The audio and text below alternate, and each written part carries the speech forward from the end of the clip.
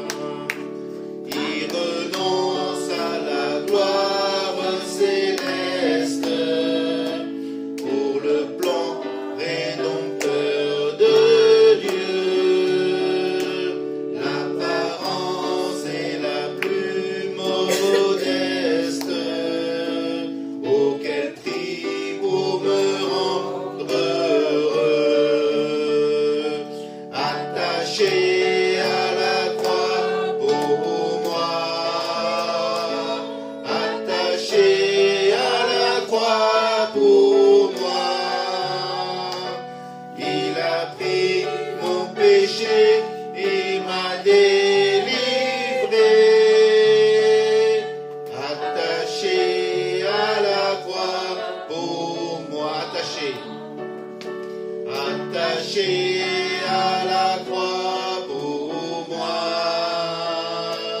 attaché à la croix pour moi. Il a pris mon péché, il m'a délivré,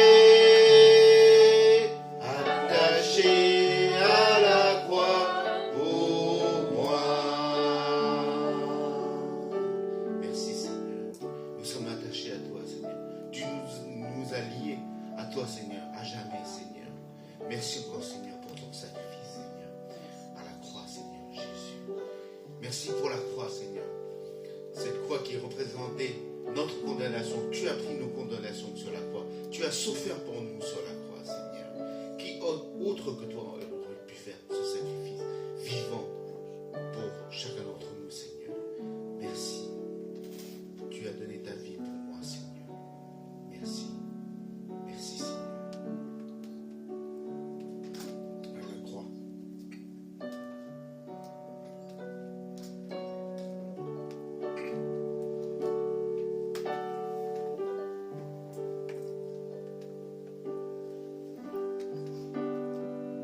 Il y a un lieu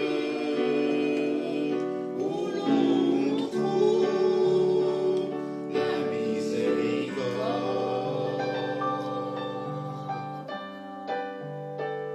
Il y a un lieu beaucoup pleinement de la gloire, où tout amour que j'ai trouvé comme un torrent qui coulera.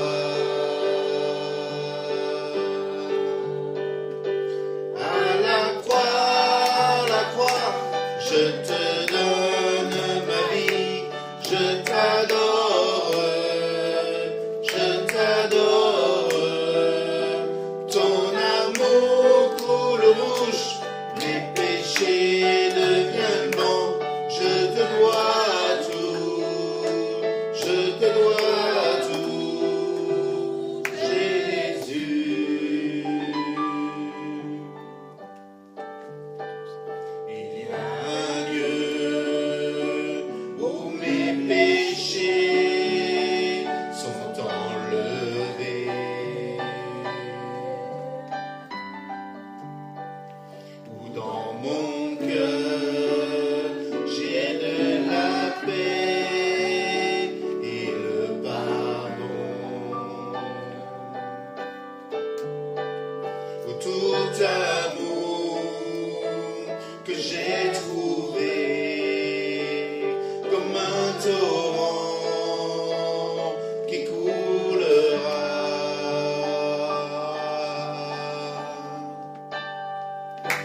À la croix, je te donne ma vie, je t'adore, je t'adore.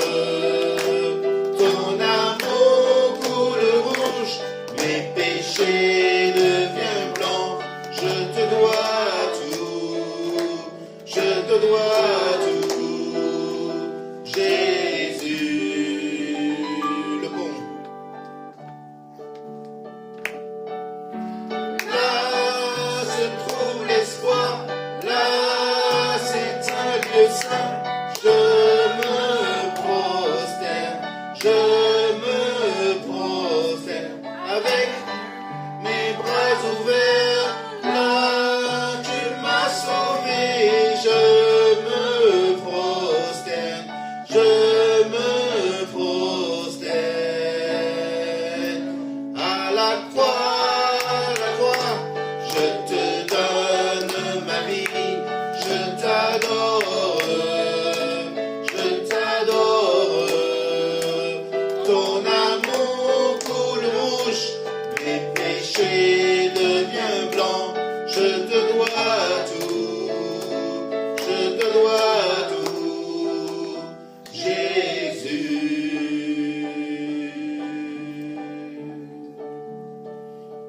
Jésus.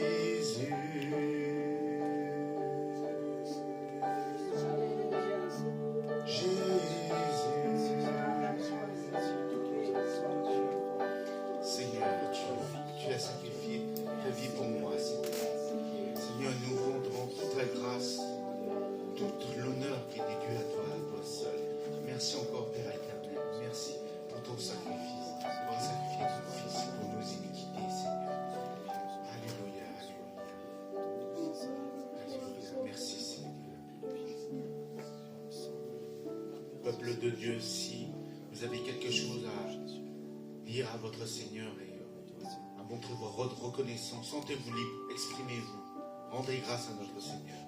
Merci Jésus, merci pour ta grâce, merci pour ton sang précieux sur la croix.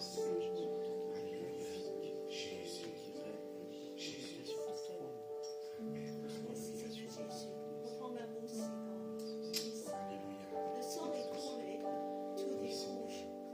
Tu as tout accompli, Seigneur, sur la croix.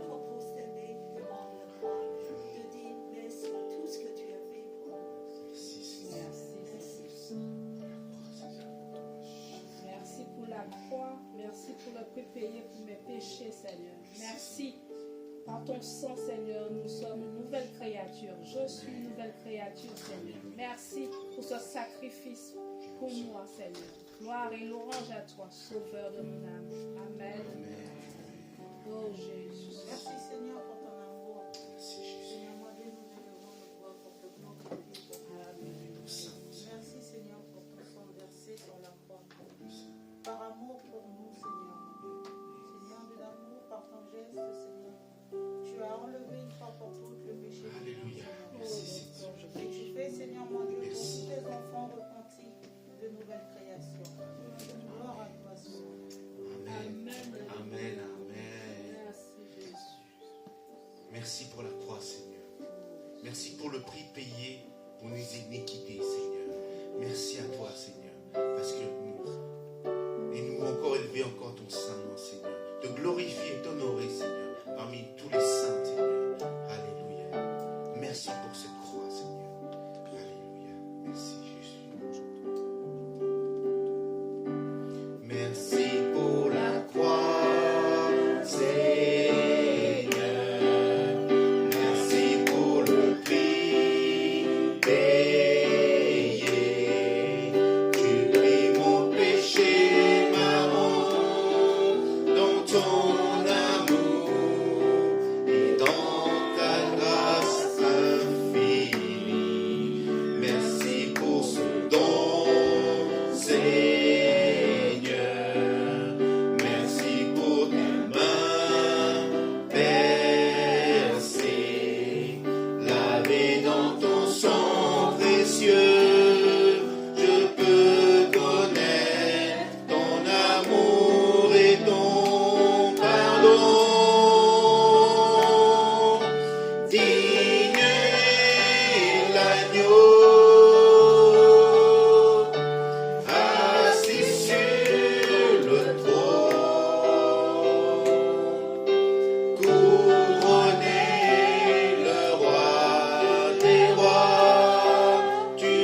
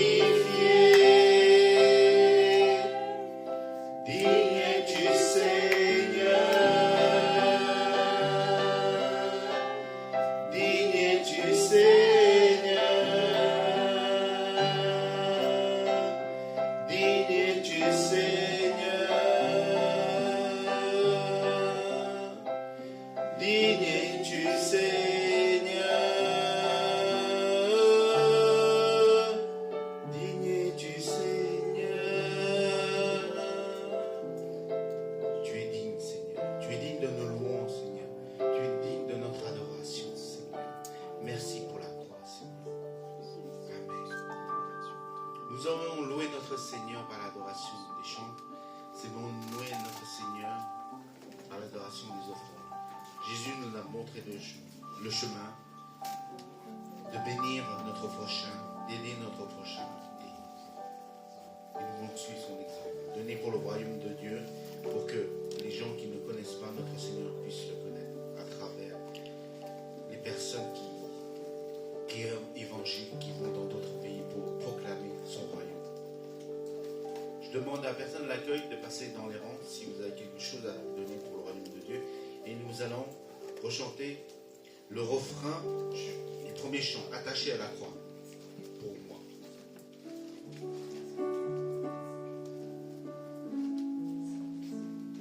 Attaché à la croix pour moi, attaché à la croix pour moi, il a pris mon péché, il m'a délivré, attaché à la croix pour moi. Je prie pour les enfants. Merci Seigneur. Nous voulons être attachés encore à toi Seigneur, à ta parole, à ton amour Seigneur, à ta présence Seigneur. Merci encore Seigneur de bénir ceux qui ont pu donner pour ton royaume et aide ceux qui n'ont pas pu donner à donner par la suite Seigneur. C'est toi qui nous as montré le chemin et c'est toi qui nous as dit dans ta parole Seigneur, il y a plus de joie de donner que de recevoir Seigneur. Merci encore Seigneur que tu as dit dans ta parole que tu nous mettras à l'épreuve si tu nous ouvres pas les écluses du ciel Seigneur. Merci encore Seigneur. Aide-nous aussi de donner avec un cœur généreux, reconnaissant Seigneur. Pas avec contrainte Seigneur. Toi tu veux que tes enfants donnent avec générosité et sans contrainte Seigneur. Et vraiment Seigneur, tu n'as pas besoin de cet argent, mais tu veux notre cœur Seigneur.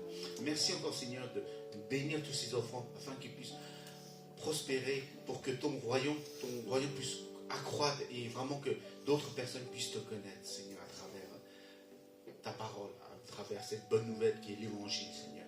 Merci encore Seigneur parce que c'est toi qui nous as tout donné. Alléluia. Sois élevé, sois glorifié. Au nom de Seigneur Jésus-Christ. Amen. Amen.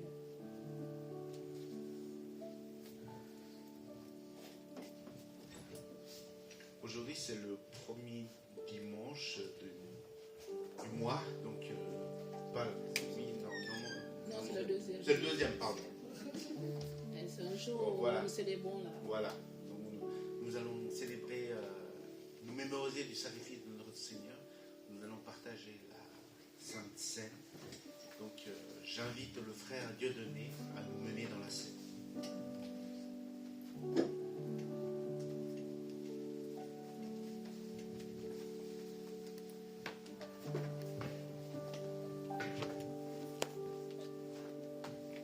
Amen. Bien-aimés, nous sommes à Elim et à Elim, la Sainte Seine n'a pas de conditions. Ce n'est pas comme dans d'autres églises. Pour prendre la Sainte Seine, il faut être baptisé ou il faut être né de nouveau. Mais ici, c'est un engagement personnel que tout un chacun peut prendre parce que la Sainte Seine, c'est un engagement.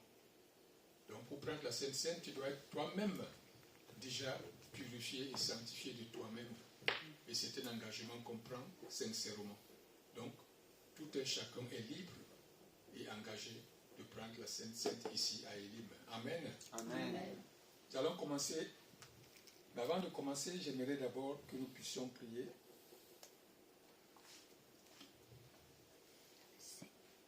Dieu notre Père, tu es notre pain quotidien. Dieu notre Père, tu es la parole qui nous donne et qui nous nourrit. Tu es le vin qui nous réjouit en même temps. Que ton souffle, le souffle du Saint-Esprit, qu'il fasse lever en nous le levain de la foi. Regarde, Seigneur, le sacrifice de ton Église et daigne y reconnaître celui de ton Fils qui nous a rétablis dans ton alliance. Quand nous serons nourris de son corps et de son sang aujourd'hui et remplis de l'Esprit Saint, accorde-nous d'être un seul corps et un seul esprit dans le Christ. Amen. Amen. Bien-aimés, nous allons entrer maintenant dans notre Sainte Seine. Mais avant d'entrer, nous allons bénir le pain et le sang.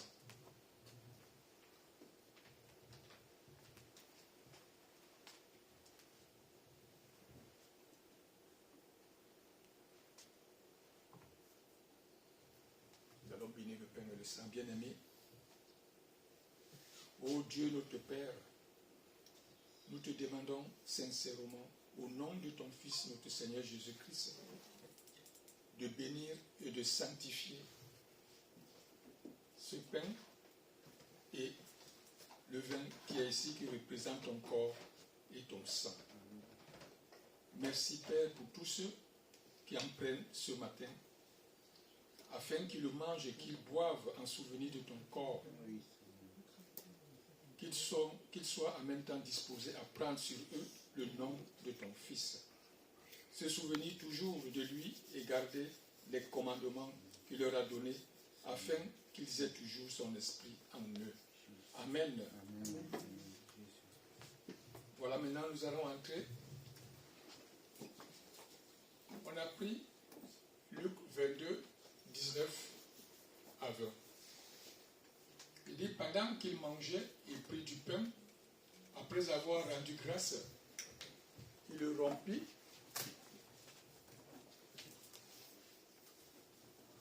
et le donna à ses disciples en disant, ceci est mon corps qui est donné pour vous, faites ceci en mémoire de moi. Et prit également la coupe. Il prit la coupe.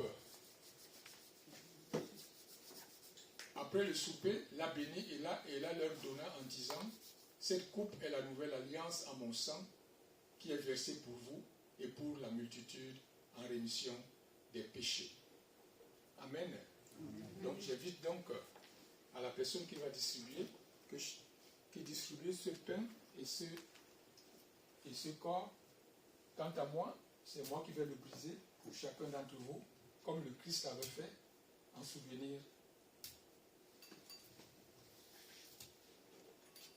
Il a dit, faites ceci en mémoire de moi. Et cette fois-ci, nous aurons un pain spécial de Pâques juives. C'est un pain sans levain. Le pain sans levain.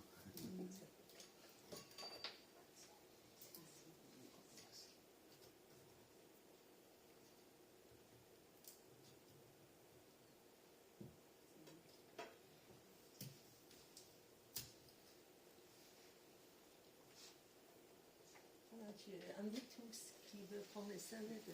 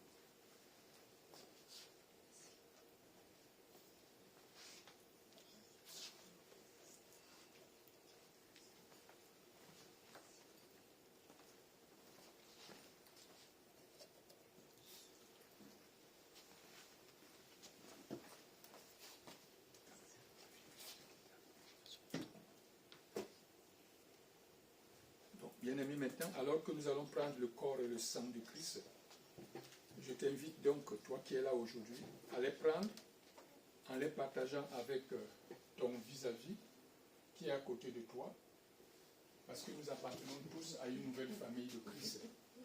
Donc, donne juste une parole de bénédiction à cette personne qui est à côté de toi. Voilà, en lui disant, je suis content de faire partie de la même famille Elim que toi. Quelle joie d'être avec toi en ce jour et de te voir ce matin. Amen.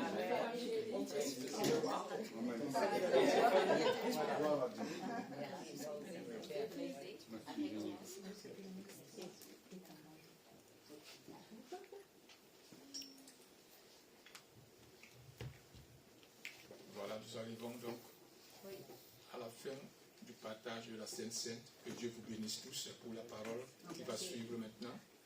Et je donne la parole au pasteur. Avant de clôturer, on va interpréter le chant. C'est ton sang.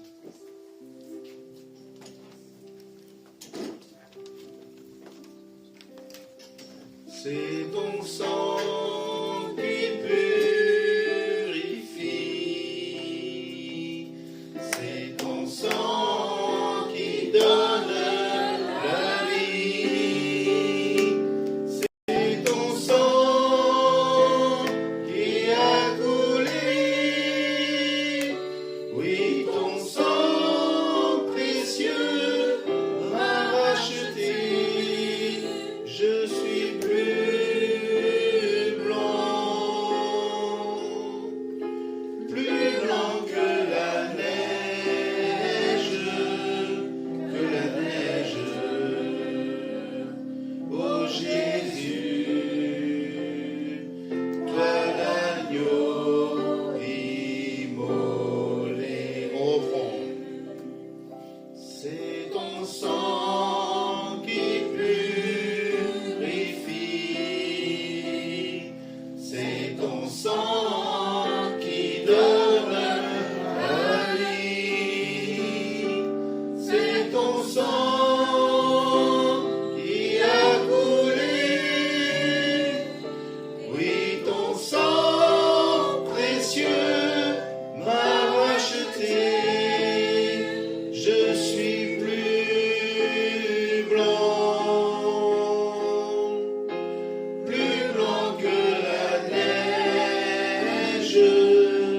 que la neige, oh Jésus, toi l'agneau immolé.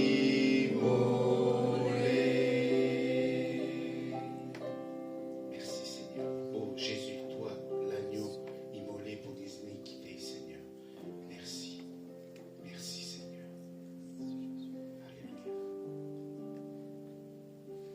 Asseyez-vous. Merci Seigneur pour tant de grâce, tant de bénédictions pour chacun d'entre nous. Nous allons vous souhaiter encore la bienvenue au sein de notre église Élim et souhaiter la bienvenue aux frères qui nous visitent. Si tu peux te présenter ainsi que ton fils. Bien. Bonjour à tous. Bonjour. Je m'appelle Jérôme. Bonjour Fils Jérôme. Frère Jérôme. Donc nous sommes d'Aubergenville dans les Yvelines pour ceux qui connaissent. Et voilà, on a eu l'occasion à une convention Élim de connaître deux noms de votre église et donc c'est avec joie que on peut se connaître maintenant en présentiel et que le Seigneur bénisse toute l'assemblée et produise du bon fruit à sa gloire. Amen. Merci. Bienvenue. Notre église Élim, c'est une église des nations dont la devise est d'aimer Dieu, d'aimer la famille de Dieu, de servir les autres. C'est là la vision de l'église. Et nous avons des annonces pour la semaine. Donc ce vendredi, nous aurons notre temps de prière via Zoom à partir de 19h. Voilà. Et pour ceux et celles qui peuvent rester ce midi après le culte, nous avons notre étude de Marc chapitre 9. Voilà, donc vous êtes les bienvenus, ceux et celles qui peuvent rester pour partager la parole du Seigneur et grandir ensemble dans la connaissance de cet évangile de Marc. Voilà.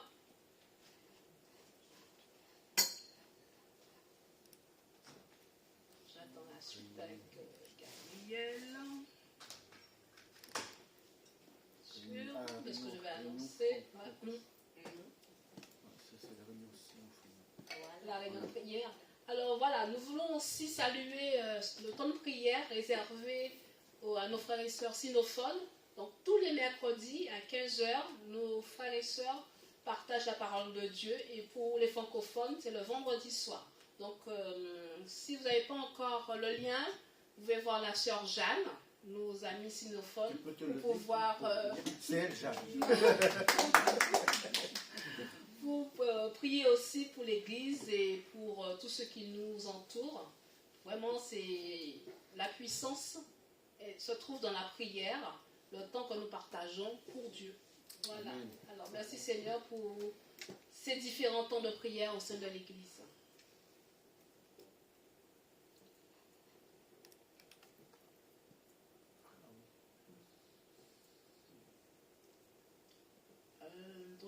Un temps d'évangélisation et de louange. Donc ce sera le 3e dimanche du mois, donc dimanche prochain, après le culte.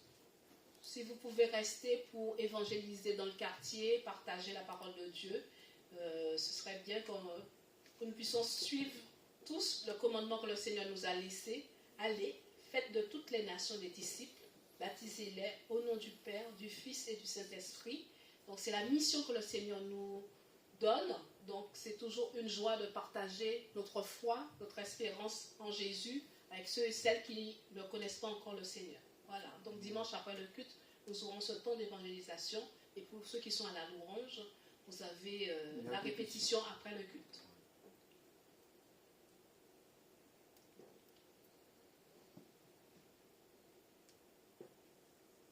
Alors, je ne sais pas si vous avez fait attention hier, j'ai envoyé sur le groupe de l'église un lien pour pouvoir répondre à un questionnement sur votre participation ou non au temps de retraite spirituelle qui aura lieu du 26 au 28 juin. Si vous n'avez pas pu répondre, j'ai ce matin encore un exemplaire papier pour me dire si vous souhaitez participer, parce que dites bien, un week-end, ça s'organise. Donc, on aimerait bien avoir vos retours pour bien organiser ce temps d'évangélisation, de communion fraternelle dans la maison de notre sœur Sylvine, voilà, dans le 78 à Rosay. Voilà, pour avoir fait le tour des annonces, je laisse la place à notre pasteur Cathy pour le message du jour. Voilà, soyez bénis.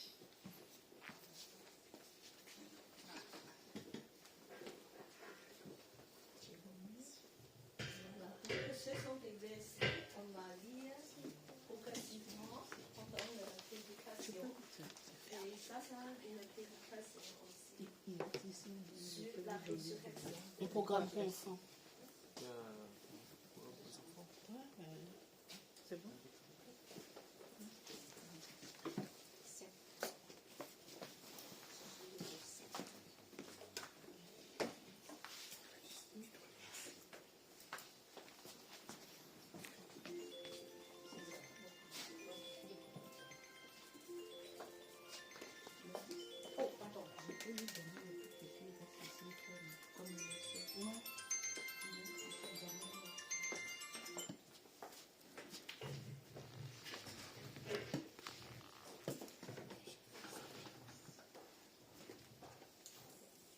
Bonjour à tous, ce matin, quelle joie de voir surtout Yaya parmi nous, donc vraiment de saluer Brigitte qui va mieux en mieux.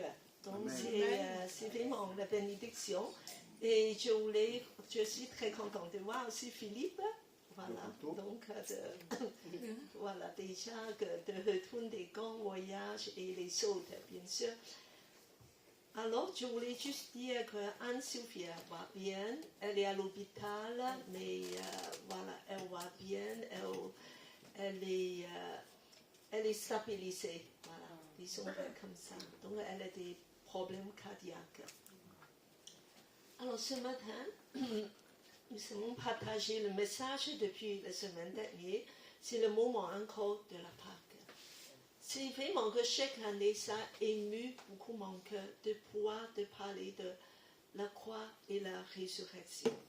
Ça me touche profondément que ce que Jésus a fait. Donc aujourd'hui, nous allons plonger encore dans la résurrection de Jésus. Alors nous voulons dire que comment faire en face de la beauté de la croix et la puissance de sa résurrection. Alors, nous allons commencer parce qu'en fait, le message de la résurrection, c'est le centre de chrétienne, de tout ce qui est de la Bible et de le christianisme. Alors, c'est l'événement le plus décisive de l'histoire de l'univers. Effectivement, sans la croix, et je pense qu'aujourd'hui on a fermé l'église, on a autant de retourner à nos maisons de dormir. C'est vraiment plus la peine de venir ici. Sans la résurrection de Jésus, tout est nul. Tout découle de la croix et la résurrection. Donc nous allons, c'est vraiment nos fondements le plus solides. Ça vient de là. Alors, nous allons lire 1 Corinthiens 15, 14 à 17. Voilà, tous ensemble. Et si Christ n'est pas ressuscité, alors notre prédication est vaine, et votre foi aussi est vaine. Et si Christ n'est pas ressuscité, votre foi est vaine, vous êtes encore dans vos péchés. Je n'ai plus besoin de pécher, de rien. Il n'y a plus rien à pécher.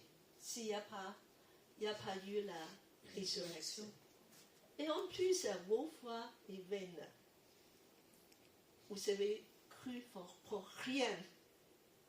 Voilà, vous n'êtes même pas sauvés. Donc, tout dépend de la résurrection de Jésus. Si Christ n'est pas ressuscité, votre foi est vaine. Vous êtes encore dans vos péchés. Voilà. Tout est effacé, il n'y a plus rien. Donc, nous voyons que comment la résurrection, c'est primordial, c'est vraiment important. Alors, nous continuons. Alors, il y a beaucoup de versets à lire ce matin, donc je vous ai donné, quand je dis le numéro, vous pouvez le lire.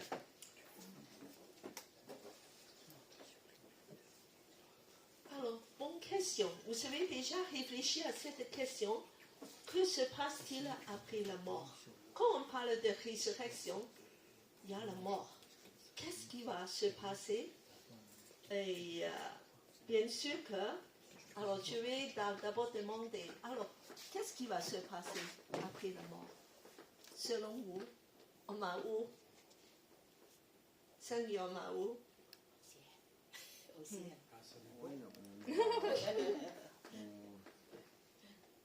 On est en attente de la résurrection, d'un lieu calme. Et on est où? On est en présence du Seigneur. D'accord, voilà. Donc, le mieux, c'est de lire la Bible, que la Bible nous donne une réponse. C'est quelque chose que Jésus nous a raconté. On ne croit pas que c'est une parabole, c'est vraiment quelque chose actuel. Alors donc, on va lire cette histoire en Luc 16, 19 à 26. Alors, tous ensemble, on peut lire. Il y avait un homme riche qui était vêtu de pourpre, de fin, et qui chaque jour venait joyeux et brillant en vie. Un pauvre couvert d'ulcère, Lazare, était couché à son portail. Et il aurait désiré se rassasier sur ce qui tombait de la table du riche. Mais les chiens venaient lécher ses viscères. Le pauvre mourut et fut porté par les anges dans le sein d'Abraham. Le riche aussi mourut et fut enseveli. Dans le séjour des morts, il leva les yeux et en proie au tourment, il vit de loin Abraham et Lazare dans son sein. La suite suivante, parce que c'est pas terminé l'histoire. Il s'écria, Père Abraham, aie pitié de moi, et envoie Lazare pour qu'il trempe le bout de son doigt dans l'eau et me rafraîchisse la langue, car je souffre de cette flamme. Abraham répondit, mon enfant, souviens-toi que tu as reçu tes biens pendant ta vie, et que de même Lazare a eu les maux. Maintenant, il est ici consolé, et toi tu souffres. En plus de tout cela, entre nous et vous se trouve un point abîme, afin que ceux qui voudraient passer d'ici vers nous ne puissent le faire, et qu'on ne parvienne pas non plus de là vers nous. Alors, on va reculer le passage. Alors, on va où après la mort, selon Jésus? On n'a pas dit des flammes. Il y a deux. Le verset 23 dit quoi? Le séjour des morts. Séjour des morts. Alors, il y a un séjour des morts. Donc, pour ça, alors, ce séjour des morts s'appelle en hébreu Séol. Et puis, en grec, Hadas. D'accord? Et il y a un autre nom encore, la Bible s'en sert. C'est quoi? Ça commence avec un J. AGN. Géane. Voilà, Géane. Aujourd'hui, effectivement, en Marc 9, on a ce mot qui dit que Géane. Alors, quelle est la différence de tout ça? Et en fait, on peut dire que Géane, c'est beaucoup plus définitif. Tandis que le Géol, c'est plus provisoire. Voilà, donc tout ça, comment ça marche? Et en fait, ici, on voit qu'après la mort, des défunts vont dans deux endroits, dans le séjour des morts. Mais dans le séjour des morts, il y a seulement deux catégories des gens. Il y a des injustes et des justes. Un qui est représenté, le juste, par Nazar. Nazar, il est pauvre et méprisé. Est-ce que tous les pauvres et méprisés sont des justes? Non, pas toujours. Mais en fait, c'est un langage qui s'inscrit dans la longue tradition des Juifs de représenter des humbles et des justes. Tout simplement. C'est un type, on peut dire. Alors donc, Lazare, quand il est dans le séjour des morts, il est trouvé où exactement? Dans le sein d'Abraham. Pourquoi le sein d'Abraham? L'Abraham, c'est le père de tous les croyants.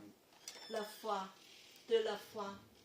Il est le père de la foi. Donc ça représente tous ceux qui ont la foi, ils vont se trouver dans la présence d'Abraham. Mais ça, c'est avant la mort de Jésus.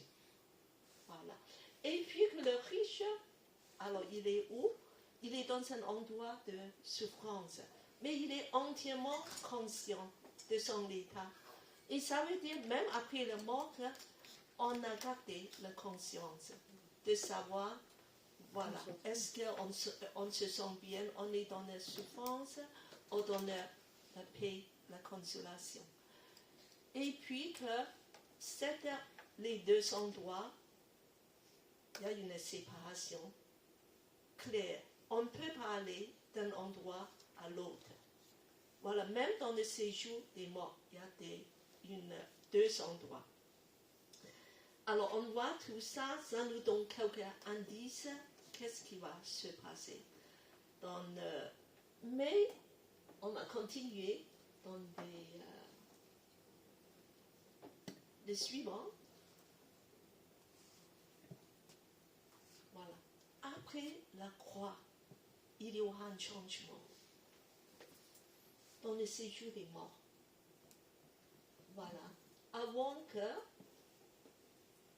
on est dans le séjour des morts, mais il y a des indices dans la Bible pendant les 3 jours entre la mort et la résurrection de Jésus. Il y a quelque chose qui s'est passé. Alors, il y a 3 passages qui nous indiquent des choses extraordinaires qui s'est passé, mais on n'a pas, comment dire, des choses extrêmement claires. Alors, mais on a quelques indications. Alors, et en fait, Jésus est descendu dans le royaume des défunts en proclamant la victoire de la croix et puis qu'il a la clé de séjour de la mort. C'est comme que Jésus est descendu de dire que je suis le chef de cet endroit maintenant. Et puis qu'avec lui, il a emmené les captifs.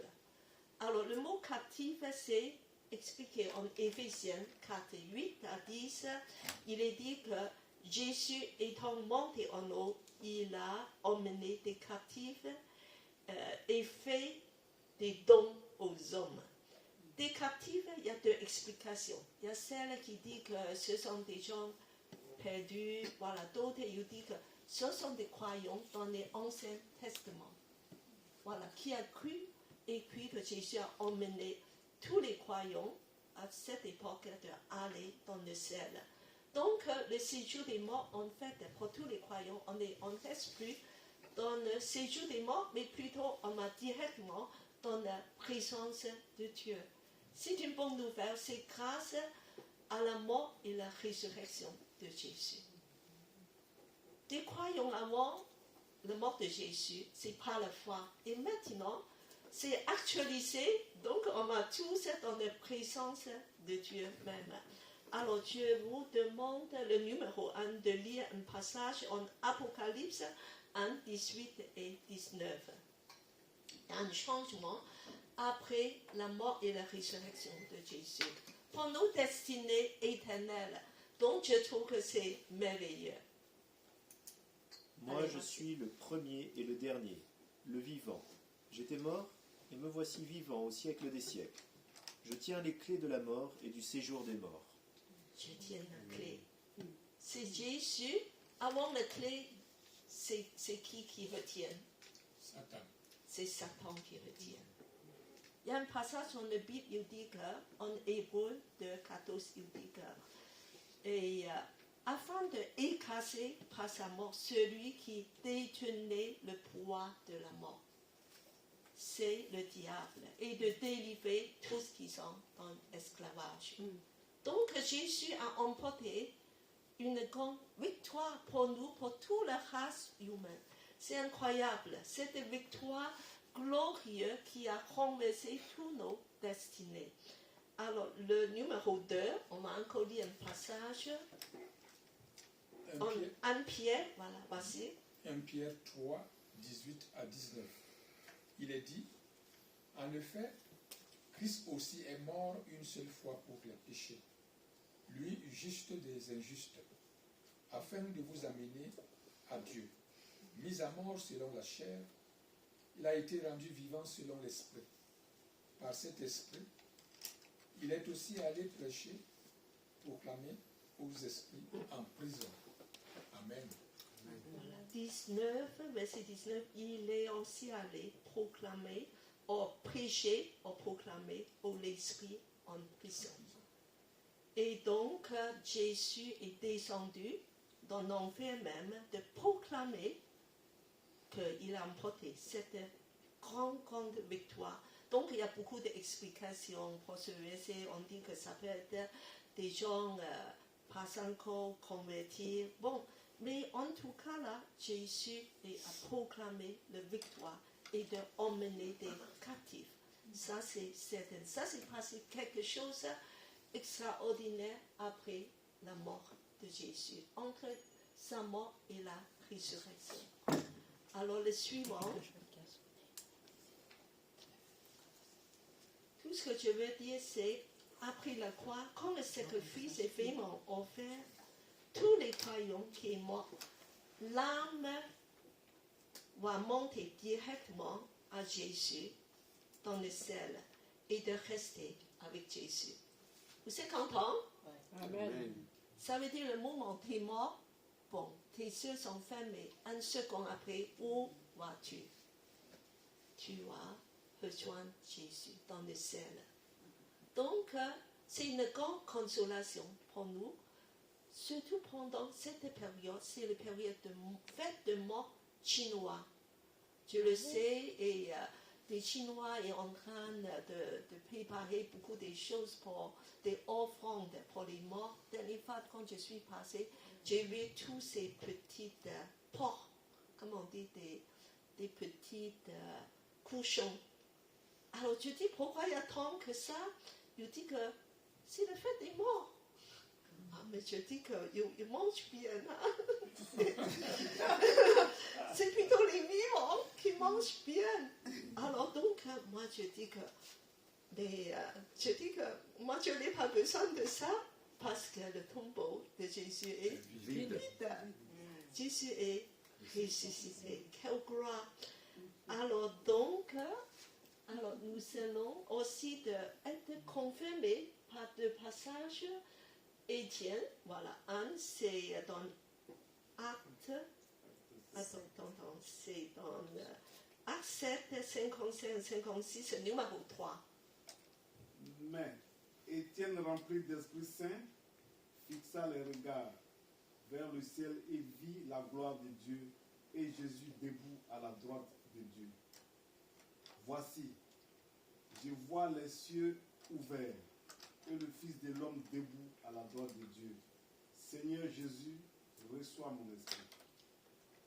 Et sur le point de mourir, Étienne, alors, il a vu Jésus et resté même debout et voilà, d'être prêt pour l'accueillir. Quelle gloire, parce que dès qu'il est mort, voilà, lapidé même dans les souffrances, mais il va directement à Jésus.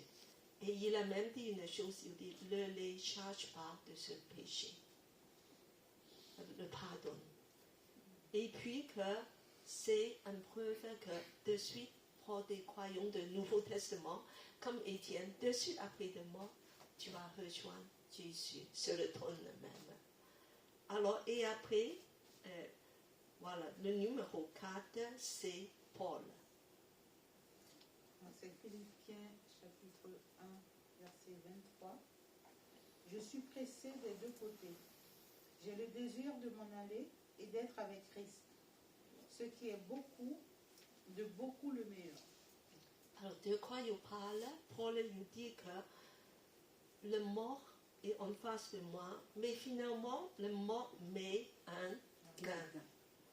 Et pourquoi? Il dit que je ne sais même plus quoi à choisir. C'est pas merveilleux.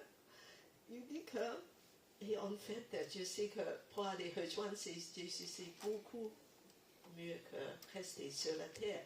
Mais finalement, je dois rester parce que Jésus m'a confié des choses à faire. C'est pour vous édifier. Voilà, c'est très important. Le mot met un gain. Alors, et je fais juste une toute petite parenthèse, voilà, pour le suicide. Bon, alors, on pense que c'est un phénomène maintenant dans le monde, cette génération, on entend beaucoup de ces choses-là, le suicide, la mort. Et en fait, que tu voulais quand même dire quelque chose dessus, de quoi s'agit? Est-ce que c'est la volonté de Dieu? Non. Non. C'est pas, premièrement, c'est pas la volonté de Dieu. Et parce que c'est un meurtre, premièrement, tu as tué soi-même. Donc, c'est un péché grave devant Dieu. C'est dans les 10 commandements de dire, tu le tueras point. Même toi-même. C'est très important. Parce que, parfois que le monde a allégé ces choses, nous voulons comprendre ce que la Bible dit dessus. Premièrement, Dieu, c'est un Dieu qui donne la vie. Et la vie en abondance, la vie, il vient de Dieu. Lui seul est en droit de décider quand et comment une personne doit mourir. Dans tous ces débats, voilà, pour la mort, comment on peut administrer, c'est des, voilà. Et on devait, selon la Bible, c'est Dieu qui peut nous faire partie de cette terre. Et en fait, quand nous sommes sauvés, Christ nous a rachetés, toutes nos personnes entières. Pas seulement mon esprit, c'est aussi nos corps. Nos vies ne nous appartiennent plus, mais Christ est le maître de notre vie. Parfois, moi, je comprends dans les grandes souffrances pour beaucoup de gens, et c'est une façon d'échapper, une facilité. Mais quelle est la volonté de Dieu?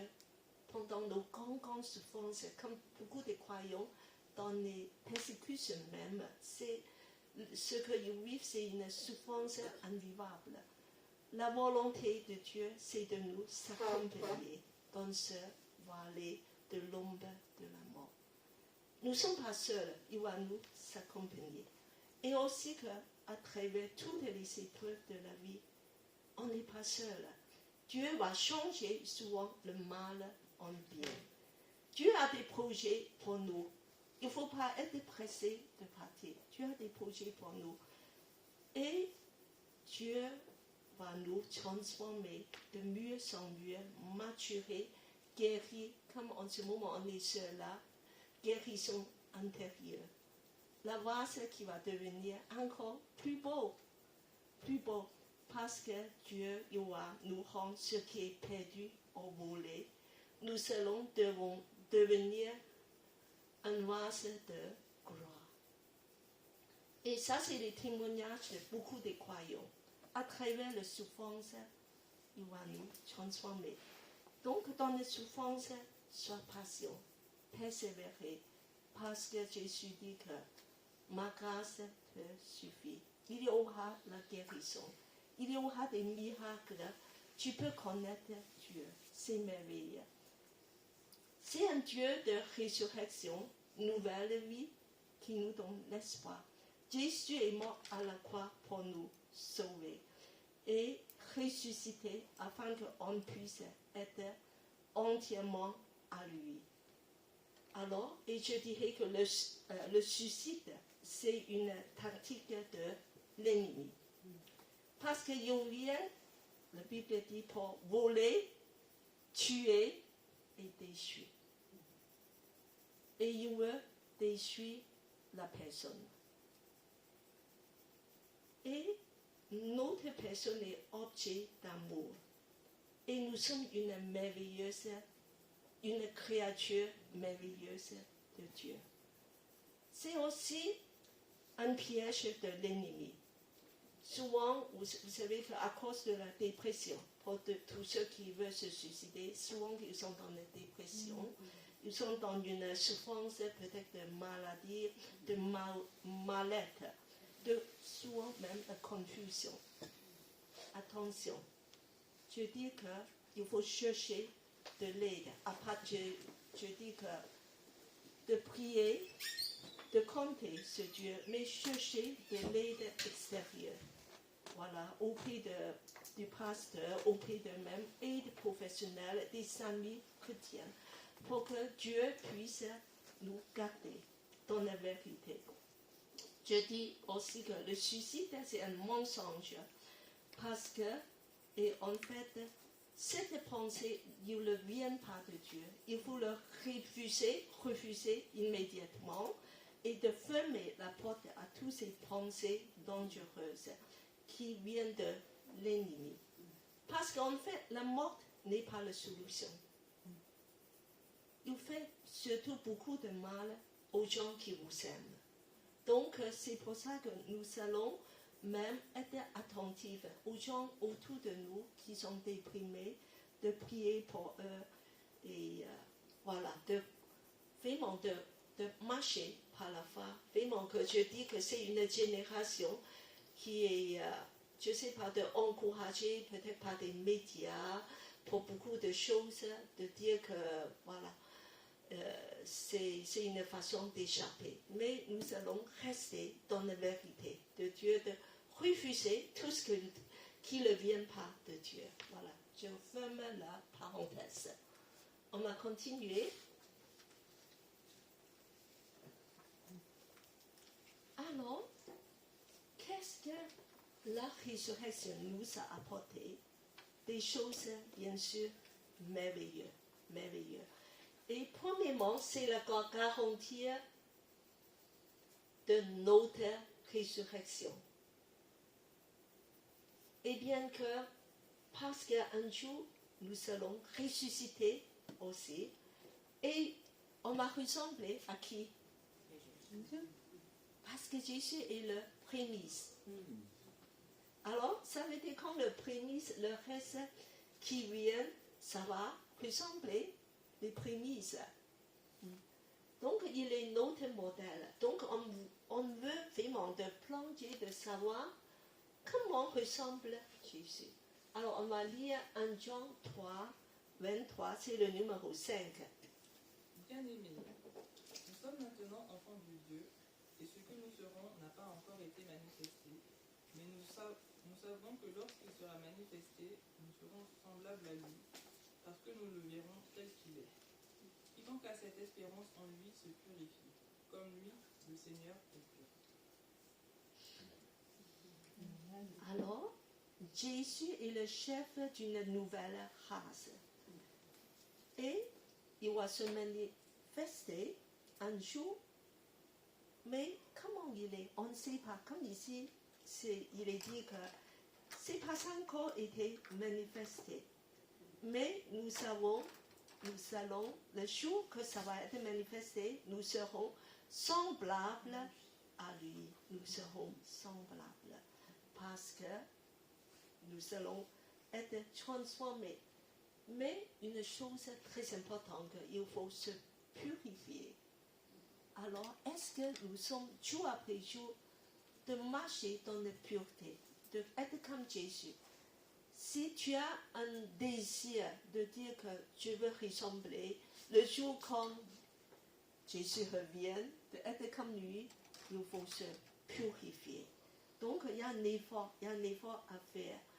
Et alors, on va continuer pour savoir pourquoi la résurrection de Jésus est si importante. Pourquoi? Alors, nous avons dit que c'est le fondement de tout le christianisme. Et en fait, c'est aussi le fondement de notre justification et notre salut. Sans la justification, on est encore dans le péché. Et sans le salut de Jésus, on ne peut pas être sauvé. Alors, on va lire pourquoi le numéro 6. Numéro 6, Romains chapitre 4. Nous qui croyons en celui qui a ressuscité d'entre les morts Jésus notre Seigneur, livré pour nos offenses et ressuscité pour notre justification. Alors ici, il met le point dessus. Jésus est ressuscité pour notre justification. Pour notre justification. Parce qu'en fait, quand Jésus est cloué à la croix, il est mort à notre place, de porter nos péchés. C'est comme qu'il y a deux coups de justice qui a condamné Jésus. C'est lesquels? Deux coups de justice. Qui a condamné Jésus à la croix? Dieu dit que tu as péché, il faut que tu sois mort. Des Romains, bien sûr que c'est condamné par... Et qui encore? Des Juifs. Voilà, c'est des grands prêtres qui a livré aux Romains. Alors, c'est comme que quand Jésus est mort, voilà, et Dieu le Père a dit que non, je vais renverser cette décision injuste. Parce que mon fils, il n'a jamais péché. Le mort aura aucune prise sur lui. Je vais donner une preuve qu'il est innocent. Je vais le faire ressusciter. Alors c'est la preuve qu'il est entièrement justifié, entièrement juste.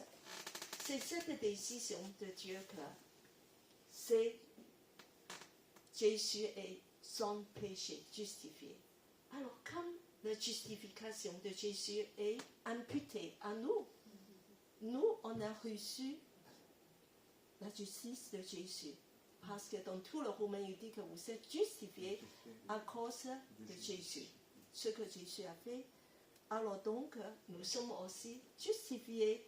Toutes nos justifications, c'est basé sur la justice de Jésus. Donc, nous sommes acquittés.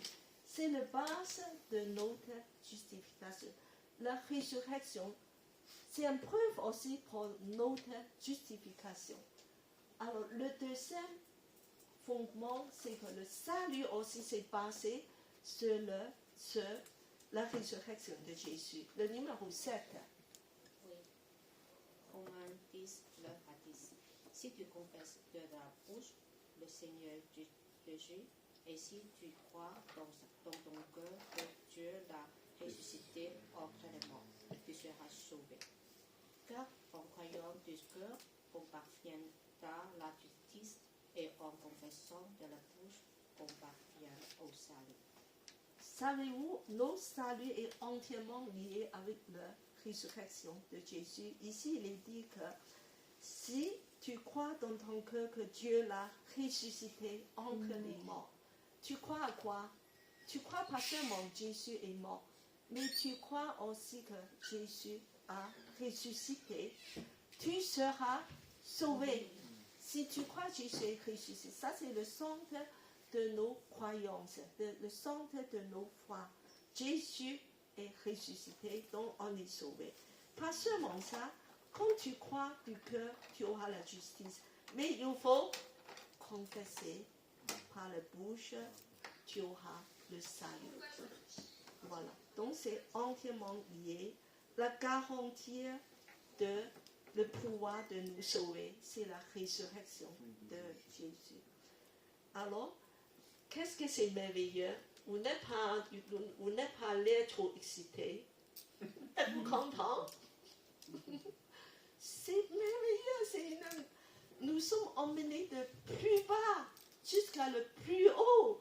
Vous pouvez imaginer de tout ça que nous sommes emmenés de vraiment que nous sommes morts dans le péché et nous sommes maintenant montés dans le plus haut, justifiés, ressuscités avec Jésus, intronisés avec lui dans son trône. Incroyable. Alors, et puis que je voulais vous parler de quelque chose pour que vous compreniez mieux qu'est-ce qui a été changé, la suivante.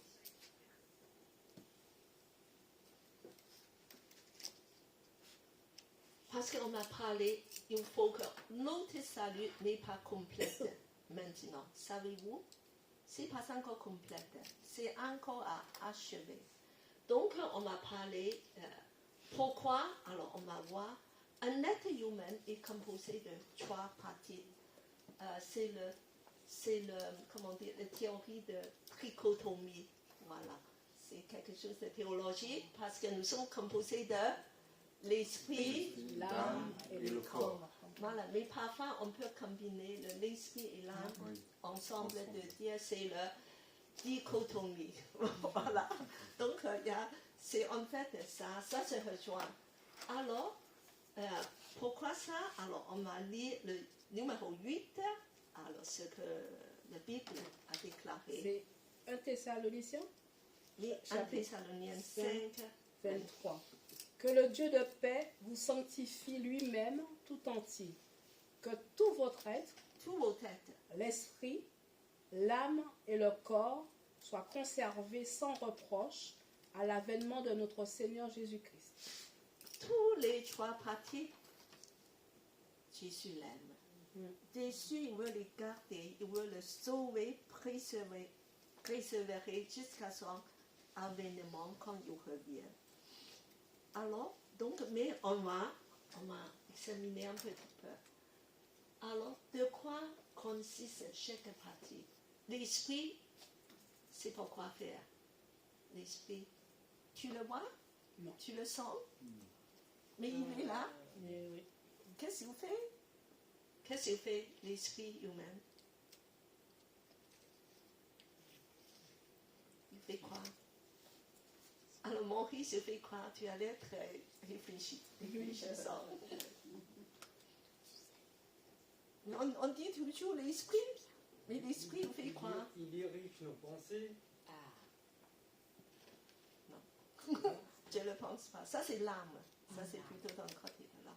L'âme, c'est plus facile à définir. Alors, l'âme, c'est quoi? Siège des pensées et des émotions. Oui, et volonté. Voilà, 3 parties. Souvent, on dit que c'est les émotions, les pensées, ou intellect, et la volonté de prendre des décisions. D'accord. Mais l'esprit, alors, il fait quoi? Communique avec l'esprit du Seigneur. Waouh, c'est bien, bravo. Alors, l'esprit nous permet de communiquer avec Dieu. C'est une partie qu'on peut connecter à Dieu. Et le corps, c'est facile. On va sentir. Voilà, c'est bon. Alors, donc, on va maintenant voir avant notre salut, quand on ne connaît pas encore Jésus, l'esprit, qu'est-ce qui s'est passé? L'esprit, comment? Quel est le fonctionnement? Qu'est-ce qu'il fait? Il n'était pas connecté. Il fait quoi? L'esprit, il fait quoi? Ce qu'il veut. Ce qu'il veut? Bah oui, il ne connaît pas Dieu. On le sait, en Éphésiens, il y a un verset pour ça, en chapitre 2. Notre esprit est mort. Mort. Vous êtes mort. C'est un cadavre. L'esprit est un cadavre. Carrément, chaos. Il n'y a plus l'esprit. Il est mort. Devant Dieu, vous êtes mort. Tout simplement. Et vos larmes et le corps est mené. C'est l'âme charnelle qui va décider de faire des choses. Tu veux que moi je vais là-bas, je vais prendre ça, je vais manger ça. Voilà, c'est tout ce que tu veux faire. Libre, charnel, tout décide charnel. Alors, et en fait, après la mort de Jésus, il y a un grand changement. L'esprit est devenu vivant. Il faut être né de nouveau. Ça, c'est la régénération. Ce qui est mort revient à la vie. Parce que c'est Jésus qui l'a fait ressusciter. Donc, c'est une nouvelle vie et c'est une vie spirituelle. C'est très important. Et qu'est-ce qui va passer avec l'âme et le corps après que vous avez vécu? Alors, qu'est-ce qui va se passer? Il fait tout ce qu'il veut. Qu'est-ce qu'il y a? Il y a quand même un changement. Parce que le plus important est arrivé. Tu as l'esprit qui peut communiquer avec l'esprit de Dieu. Et l'esprit de Dieu agit dans ta personne. Agit dans ton esprit et aussi dans l'âme et le corps. Et il y aura une renouvellement, transformation progressive. C'est pour ça qu'on a parlé de la guérison intérieure. Parce que c'est possible quand tu as l'Esprit de Dieu en toi, la vie de Dieu en toi, tout ça, le Saint-Esprit, tu as marché dans l'Esprit, tu as été conduit par l'Esprit et tout, même ton âme, ton corps, va être renouvelé. Tu vas même être guéri dans ton corps. La guérison du corps de maladie, c'est lié avec ça. Parce que l'Esprit de Dieu est entré en toi et ton esprit revit. Alors, donc, après, alors maintenant, on va dire, alors qu'est-ce qui va se passer quand un croyant est mort? Ton esprit, il va où? Qu'est-ce qui va se passer quand un croyant est mort sur la terre? Alors aujourd'hui, je suis mort. On va m'enterrer. Alors mon esprit, il est là, n'est-ce pas? Tu es où, mon esprit, Gabriel? Voilà, tu vais direct, on en a parlé tout à l'heure, tu vais directement dans le ciel. Et mon âme, qu'est-ce qui va se passer? Il va être séparé de mon corps. Oh, voilà. Donc, il y a une séparation de mon corps. Il va où? Il va aussi rejoindre Jésus. Il va rejoindre Jésus. Voilà. Donc, mon esprit et mon âme vont rejoindre. Et mon corps, qu'est-ce qui va passer? Mais on m'a enterré doucement. Je vais pourrir. Voilà. Et c'est pas très beau, mais c'est comme ça, et on a tous cette partie dégénérée. Voilà, c'est pourri. Un jour, et en fait, mais il y a quelque chose qui va se passer, parce que Jésus a sauvé toutes nos personnes, l'esprit, l'âme et le corps. Et un jour, quand il revient, il va ressusciter mon corps. Mon corps va être ressuscité. Tout ce qui est pourri, voilà, ça va être ensemble. Et puis que mon corps sera ressuscité. Et son salut sera complète ce jour-là. C'est ce jour-là, le salut sera complète. Tu vois, donc néglige pas ton corps. Ton corps, Dieu l'aime. Jésus est mort pour ton corps. Tu vas être ressuscité. Alors le suivant. Alors, voilà. Donc, il y a une attente ardente de ce jour pour la résurrection de tes croyants. C'est très important parce que sinon le salut ne sera pas complet. Et en fait, il y aura 5 changements dans nos corps physiques ce jour-là. Alors, je demande le numéro suivant. Numéro 8, c'est fait. C'est le 9. Oui, tu es quel numéro 8. Oh. Alors, on va lire le 1er Corinthiens 42 à 44. Ainsi en est-il de la résurrection des morts. Semé corruptible, on ressuscite incorruptible. Semé méprisable, on ressuscite glorieux. Semé plein de faiblesse, on ressuscite plein de force. Semé corps naturel, on ressuscite corps spirituel. S'il y a un corps naturel, il y a aussi un corps spirituel. Amen. Amen. Alors, Dieu continue à nous faire souvenir, nous serons encore humiliés. N'est-ce pas? Quand tu as mangé des très très bonnes choses au restaurant, dans le restaurant de Saint-Yu, mais une heure de ce après, tu vas quelque part et malheureusement, la nourriture est devenue autre chose. Voilà, humiliation. Quand des femmes, vous mettez le parfum, tu mettez des belles vêtements, et puis que tout impeccable, tu vas bouger un petit peu, tu vas commencer à transpirer. Voilà, tu ne sens pas très bon. Et tout ça, c'est nos corps de humiliation. Dieu va, mais ce jour-là, quelque chose de merveilleux va arriver. Corruptible, incorruptible, mortel, immortel, méprisable, croix, faiblesse, force, l'âme, l'esprit. N'est-ce pas? C'est merveilleux. Aujourd'hui, nous avons tous ces défauts du corps. Il y a des handicapés, il y a des faiblesses, et il y a des gens pas très intelligents, retardés, il y a tout ça. Mais un jour, tout ça sera transformé. Et surtout, le dernier, l'âme va devenir spirituelle. Ça veut dire maintenant, nous avons un corps habité, rempli de nos âmes naturelles, notre âme. Mais ce jour-là, c'est plus ça. C'est un corps spirituel. Ça veut dire on ne pêche plus. On ne peut plus pécher. Aujourd'hui, pourquoi on peut encore pécher? Parce que nous sommes encore dominés par l'âme. C'est un corps qui est habité par l'âme. Ce jour-là, c'est un corps spirituel. Même le péché est terminé. Nos faiblesses, souvent on a des luttes contre le péché. Et tout va être transformé. Tout va être achevé. Et le salut dans tous nos êtres, physique, l'âme, l'esprit, va être complet. C'est un rêve qui va devenir réalité. C'est la plus belle chose qui peut arriver.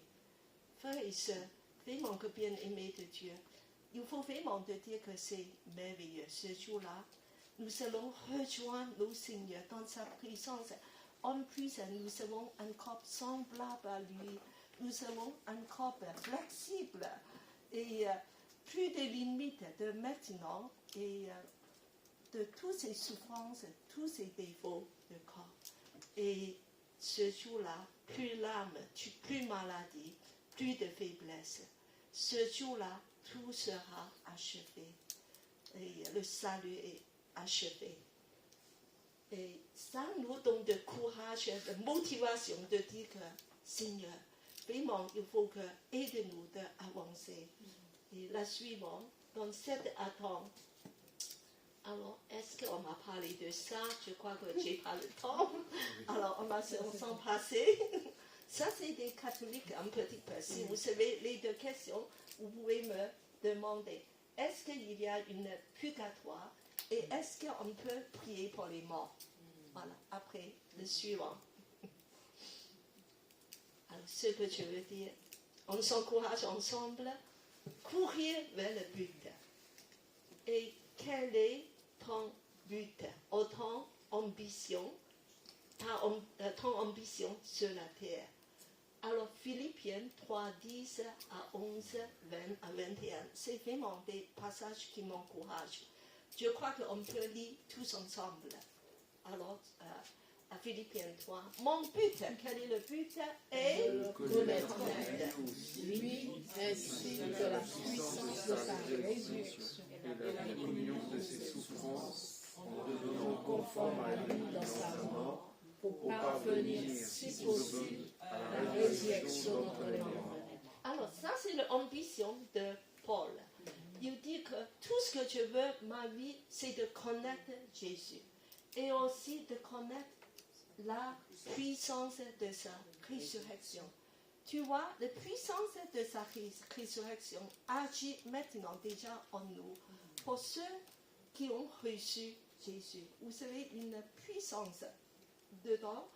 Et il faut rejoindre aussi à ces souffrances. Ce n'est pas toujours, voilà, de tout va bien, toutes les choses bien. Il y a une souffrance tant qu'on est sur la terre.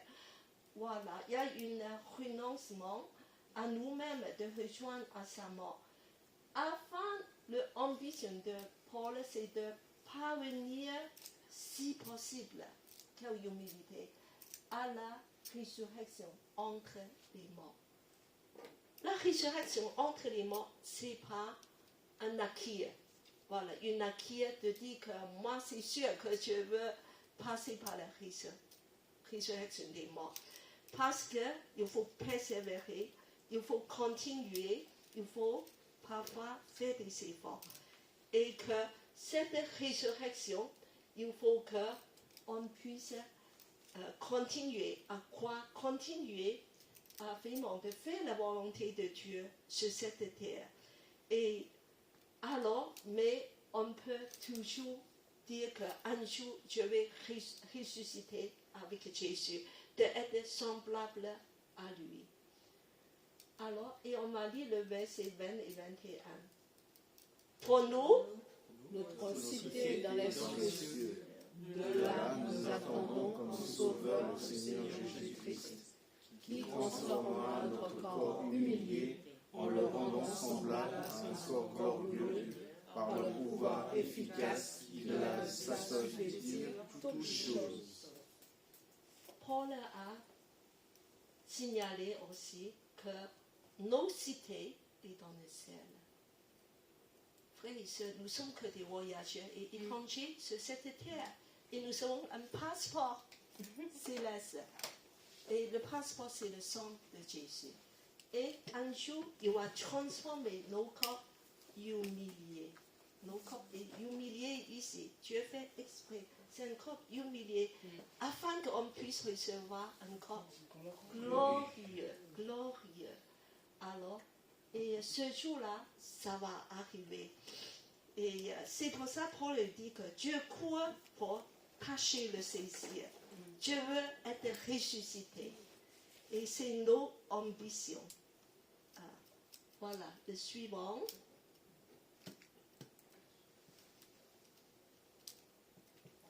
Alors, une question pour vous. Est-ce que vous êtes prêts à rencontrer le Seigneur? Parce que ce jour va arriver. Alors, je vais demander tous les sœurs à lire ce verset. Voilà. Le 16. Les sœurs uniquement. Bon.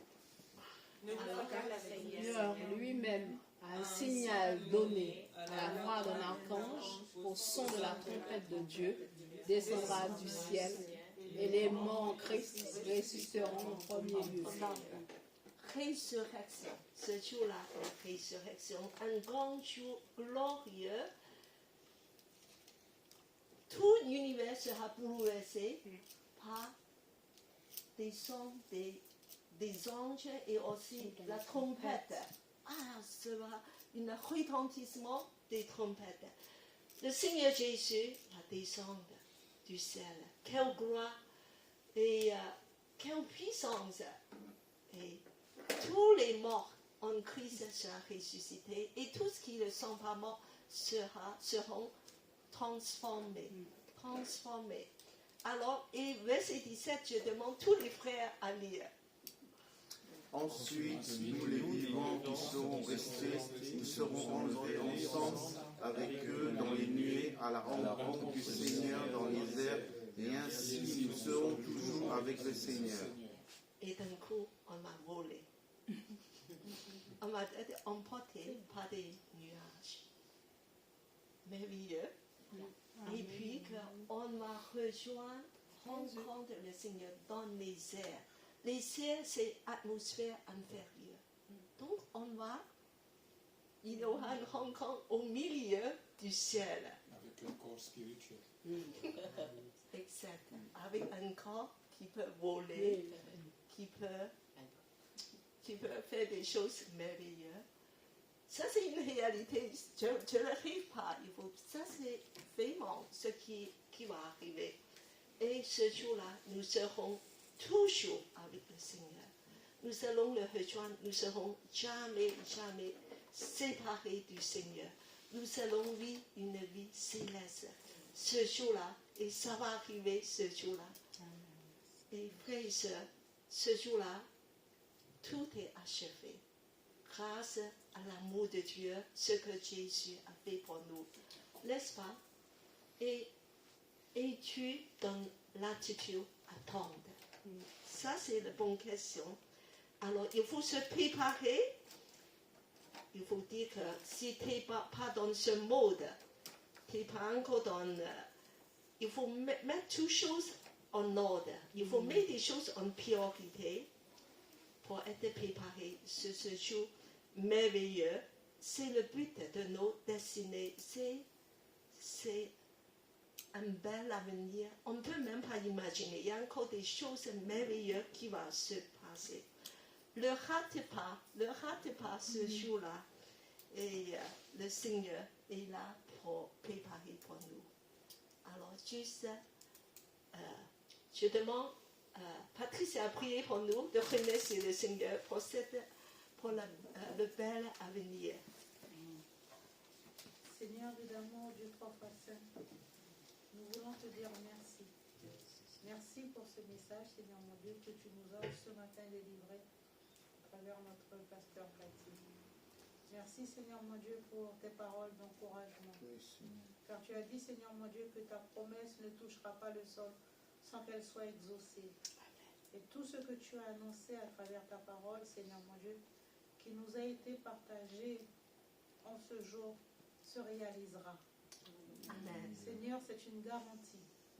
Et Seigneur, Dieu d'amour, nous prions afin que tu puisses disposer nos cœurs, Seigneur mon Dieu, que tu puisses disposer nos pensées, Seigneur mon Dieu, afin de méditer, Seigneur mon Dieu, ta parole et de la partager, de la mettre en application chaque jour de notre vie, Seigneur mon Dieu.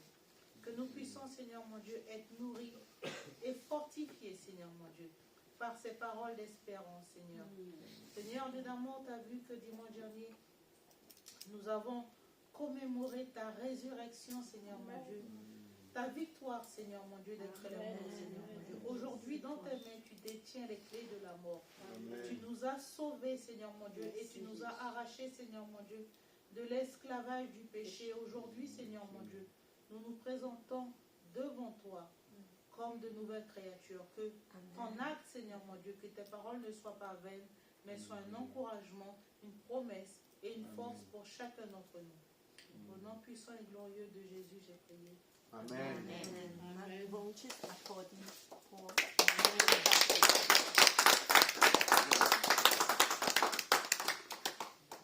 le culte du dimanche est terminé et soyez bénis et dans la joie, reste dans la joie de la résurrection du Seigneur. Amen. Amen.